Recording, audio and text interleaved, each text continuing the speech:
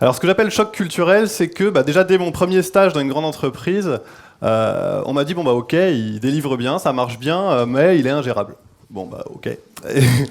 Et du coup, petit à petit, j'ai commencé à construire mes expériences. D'abord en allant me nourrir, voilà, en faisant un petit peu d'anthropologie, puis en faisant de l'économie, puis en faisant d'autres choses. Donc les gens se disaient un peu, il sait pas ce qu'il veut. En fait, enfin, c'est pas comme ça que je le vois, mais je vais vous raconter un petit peu. Et en effet, du coup, j'ai choisi de monter mon entreprise. J'ai monté une première entreprise, une start-up pendant 3 ans après les études. Puis là, je suis plus en ce moment freelanceur, indépendant. Et en fait, ce qui est intéressant dans tout ça, c'est par rapport aux grands groupes, on se dit, bon, clairement, il y aurait de la valeur à s'apporter. Et puis, personne ne questionne ça. D'ailleurs, je freelance pas mal pour des grands groupes et on voit qu'il y a des choses à faire. Par contre, les questions, ce serait comment on peut bosser ensemble. Parce que clairement, il n'y a pas de fit. Et le truc, ça ne concerne pas que moi. Alors, pour illustrer un peu, moi, ce que je vais chercher quand je vais travailler, je veux d'abord être dans un climat de confiance. C'est-à-dire, il y a beaucoup d'endroits où on arrive le matin, peut-être qu'il y a de la compétition interne, il y a différentes choses, et il n'y a pas une confiance complète. Du coup, on porte un masque au travail, par exemple.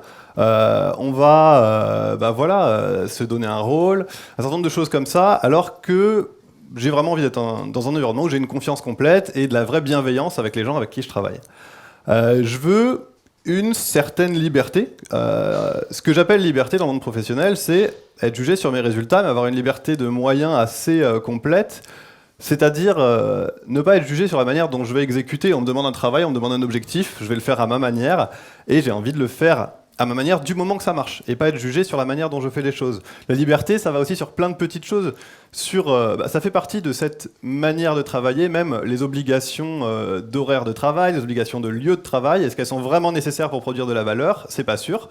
Et il y a beaucoup, beaucoup d'obligations comme ça, en ce moment, dans les grandes entreprises, et ça, c'est quelque chose. Quand on a une certaine aspiration de liberté bien réfléchie, ça marche pas forcément. J'ai une vraie envie de grandir dans mon travail, c'est-à-dire pas juste ce que j'appelle grandir, c'est apprendre en continu, apprendre d'autres gens. Et voilà, cette envie de grandir, en ce moment, enfin ma génération, en tout cas, on l'a nourrit beaucoup plus en allant s'inspirer du côté des startups, par exemple, que du côté de beaucoup de grands groupes. En tout cas, voilà, c'est ce besoin à remplir. Un autre besoin, c'est d'être entouré d'individualités très diverses, c'est-à-dire de sentir qu'on est avec des gens qui partagent quelque chose avec nous, en termes de culture, mais qui peuvent nous apporter aussi énormément, peuvent avoir un regard différent sur ce qu'on fait. Et ça, ce genre de choses, ça se retrouve par exemple dans des entreprises très internationales, et ça va moins se retrouver à d'autres endroits. Donc ça, c'est en tout cas quelque chose de très fort. Du coup, et aussi, une dernière chose, c'est quand même qui est très important, ça va avec la confiance, ça la nourrit, c'est une culture de transparence en fait, où on sent que les choses sont dites, où on sent que les infos sont passées, où on sent qu'il y a un projet commun. Et d'ailleurs, sur le côté projet commun, un des trucs les plus importants, c'est évidemment, pour moi c'est la dernière chose qui est importante, c'est le côté sens au travail. C'est-à-dire, on veut, en tout cas moi je veux vraiment travailler pour quelque chose, savoir pourquoi je travaille. Je ne vais pas travailler justement, on parlait de motivation ce matin, externe ou interne, je ne veux pas travailler parce qu'il y a une carotte et parce qu'on va me payer. Je veux vraiment travailler parce que ça fait sens. C'est quelque chose qui va être important pour moi, je sens l'impact que je vais avoir sur la société. Et voilà un petit peu, en tout cas moi, mes inspirations, le cadre dans lequel je souhaite travailler. En face, voilà, il y a ces fameuses offres de poste avec requis, bac+5 et 50 spécialisations dans ce domaine. Bon, ok. En plus, moi j'aime bien apporter de la valeur en justement allant piocher à droite à gauche en recombinant les choses, donc ça colle pas vraiment. Et quand on creuse, justement, ça montre une sorte de conception du travail qui est assez étriquée et qui est pas arriérée, mais qu'il est assez urgent de renouveler, en fait. Parce que voilà, le salariat, le mode de management actuel, c'est hérité, ça a été construit, en fait. C'est hérité d'un certain système, d'un certain besoin, révolution industrielle ou autre chose, je sais pas. Mais en tout cas, dans ces choses-là, il y a ce fameux type d'offre de poste. Il y a la valorisation de l'hyperspécialisation, et ça, c'est des gens donc très spécialisés dans quelque chose, et ça, c'est vraiment en train de se transformer. Je dis pas sur tous les métiers, on ne devient pas boulanger en 2 ans, mais tout ce qui est un peu artisanat, il y a plein de choses, plein de métiers qui demandent vraiment une vraie expertise, mais il y a aussi beaucoup de métiers en ce moment qui peuvent s'apprendre rapidement. Et l'enjeu n'est plus dans la maîtrise de la spécialisation, surtout avec tous les cours en ligne, les manières de partager, des nouvelles manières de partager la connaissance, tout simplement. Avec tout ça, voilà, la question de la spécialisation n'est pas du tout la question. La question, c'est la question de l'état d'esprit, la question, c'est de la réactivité, de la capacité à travailler en groupe, de la capacité à faire face à un problème. Et le monde du recrutement en France me semble être encore à des années-lumière de ça. Mais dans les deux sens, hein. Même quand j'avais mon entreprise et que je voulais recruter un développeur et que j'appelais des cabinets de conseil, enfin de recrutement, j'arrivais pas à dialoguer avec la plupart d'entre eux parce qu'ils étaient là, bon, alors on a des pros. Vous cherchez quoi comme profil? Alors si vous voulez un profil qui maîtrise Java et PHP avec 3 ans d'expérience, le salaire, ce sera entre 35 et 40K. Ouais, mais il est sympa, il est comme... Oh, il est souriant. Non, mais vraiment, c'était ça. Donc, il y a vraiment quelque chose. Bon, voilà. Et le problème, c'est, voilà, ça concerne pas que moi.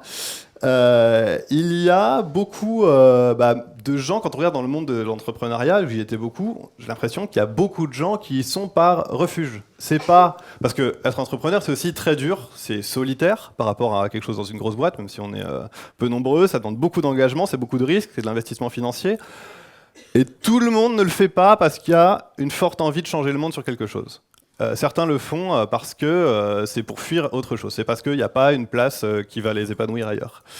Je regarde un peu le temps dont je dispose encore. Wow, je vais conclure rapidement. Du coup, voilà. Non, mais il me reste quelques minutes avant, je vais prendre des questions après. Mais les points que je voulais amener, c'est que du coup, il y a clairement des solutions. Moi, je suis en train de construire une solution avec un collectif, avec d'autres groupes. On est tous cofondateurs de ça. On s'est retrouvés à être plusieurs, à peu près du même âge, les autres sont plus jeunes que moi, à faire le même constat. Et on a créé quelque chose qui s'appelle Mangrove, qui est un écosystème de personnes qui travaillent. Donc on est tous plus ou moins des freelanceurs pour être libres, mais on se structure entre nous. Et c'est un écosystème où on retrouve tout ce que nous apporterait un grand groupe. On a des cadres de travail, on se fait des formations entre nous, on a des hubs. On va travailler à distance beaucoup. On travaille depuis le Maroc, depuis le Portugal, depuis Berlin, là depuis San Francisco. La moitié est à San Francisco et on ira dans un mois. On travaille pour des entreprises, parfois ensemble, on structure des agences, parfois pas ensemble. Et on estime que peut-être demain, 10% de la force de travail appartiendra à des écosystèmes comme ça et pas à des boîtes. Donc on construit des écosystèmes très forts, qui est beaucoup plus que juste des indépendants. Un peu comme des guildes, peut-être il y a 3 siècles, enfin je connais pas exactement. Et donc ça, c'est notre réponse à nous. Maintenant, peut-être que nous, on a construit ça parce qu'on est un peu impatient, on sait que le monde du travail aussi change, mais bon, ça va pas de demain que ça va changer très rapidement, donc nous on construit ça, mais il y a sûrement aussi beaucoup de réponses à apporter au niveau des grandes entreprises. Et qu'est-ce qui aurait pu faire, par exemple, que moi je vais rejoindre une grande entreprise ? C'est déjà l'avantage d'un grand groupe, c'est le projet commun et les moyens communs qu'il y a, qu'on n'a pas du tout quand on est petit, et même dans les écosystèmes type Mangrove. Donc ça, c'est censé être un avantage très fort. Il y a une grande vision, il y a un grand projet, il y a des moyens de fou, mais quand même, quand on parle de sens au travail, faire partie d'un énorme collectif qui réalise quelque chose, c'est censé être beaucoup plus épanouissant que d'être dans son coin à travailler pour quelqu'un d'autre, c'est censé.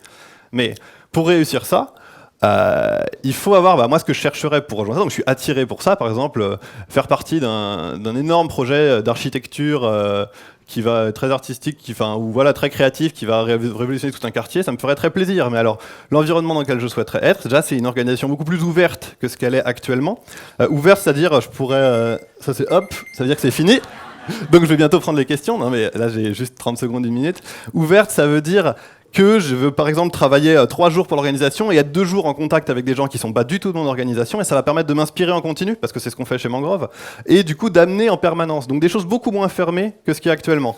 Je souhaite avoir une position presque où en interne, on va me donner un budget, on va me donner une manière de travailler, on va me donner des objectifs, et je suis complètement libre de se faire ce que je veux et d'aller parler à qui je veux. Dans les entreprises américaines, on peut aller parler au CEO si on veut, il va nous jeter si on n'a rien d'intéressant, mais il n'y aura pas de t'es qui pour aller me parler. Alors qu'en France, il y a ces questions hiérarchiques de on est qui pour aller parler au N+3 ou j'en sais rien. Bon, tous ces trucs-là, je veux le travailler comme je veux et juger sur mes résultats. Donc avoir presque comme des investisseurs internes. Ok, j'ai atteint mes objectifs, donne-moi plus d'argent.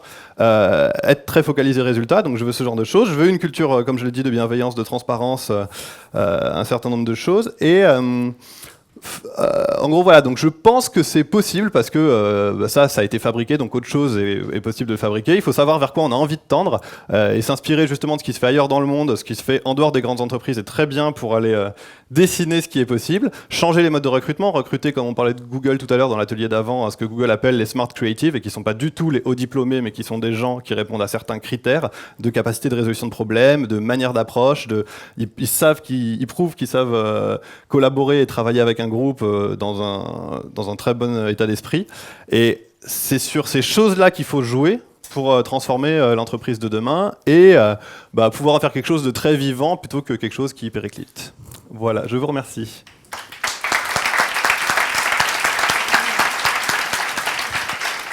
Merci Mathieu. On a le temps de prendre 2-3 questions. Est-ce que spontanément il y a des questions qui émergent?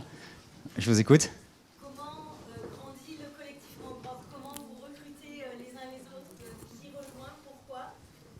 On diffuse le recrutement, on diffuse énormément sur nos valeurs et pas sur ce qu'on fait. Comme ça, on attire les gens qui sont attirés par les mêmes valeurs de travail. Et ensuite, il faut que 2 ou 3 membres du collectif valident la personne et donc disent ce serait intéressant d'être ensemble. Il y a un fit, tout simplement, qui valide le fit. Et ensuite, on part sur un projet commun pendant 3 mois. Donc, pour faire grandir Mangrove, on va prendre un projet qui va être développé de la formation pour les freelances ou d'autres choses. Et on voit au bout de 3 mois si avec cette personne-là, ça a bien marché. Et si ça a bien marché, on part vraiment.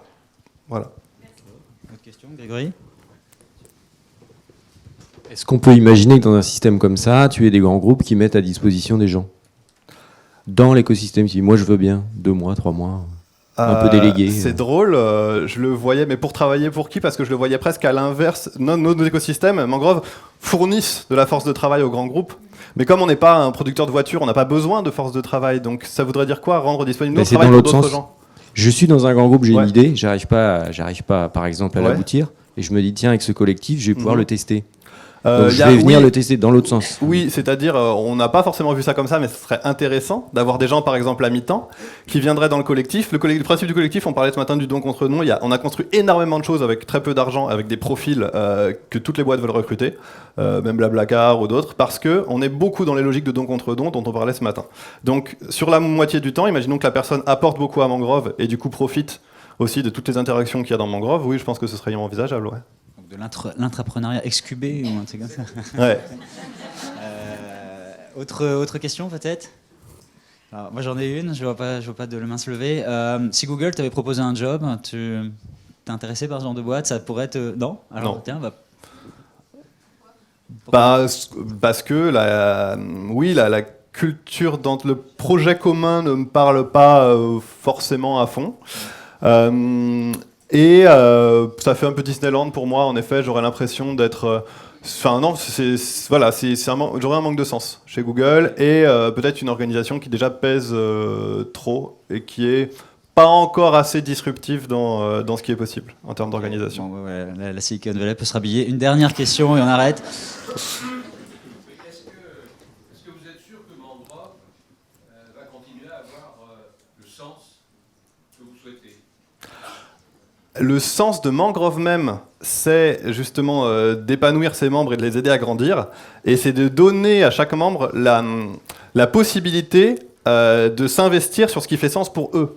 Donc, on a des gens qui s'investissent dans Data for Good, qui sont Adrien par exemple, il va gérer une communauté de personnes qui sont excellentes dans la data science et qui vont mettre cette expertise au service de plein de problèmes de société. Et donc la réponse pour moi est oui, parce qu'on fait exprès d'être très léger sur ce qui est le cœur de Mangrove pour pouvoir grandir cet écosystème. L'image, c'est un peu comme celui d'un terreau sur lequel vont grandir plein de plantes, mais Mangrove, c'est juste le terreau. Et du coup, les gens, beaucoup de choses vont être créées à l'intérieur de Mangrove, en interaction avec Mangrove. Donc oui, pour moi, il n'y a pas de risque de perte de sens. L'enjeu principal, par contre, pour nous, c'est de maintenir cette culture très vivante à 1000 personnes. Mais justement, c'est notre challenge principal et on le construit. Ouais. Bravo Mathieu, merci. Merci. Merci à toi.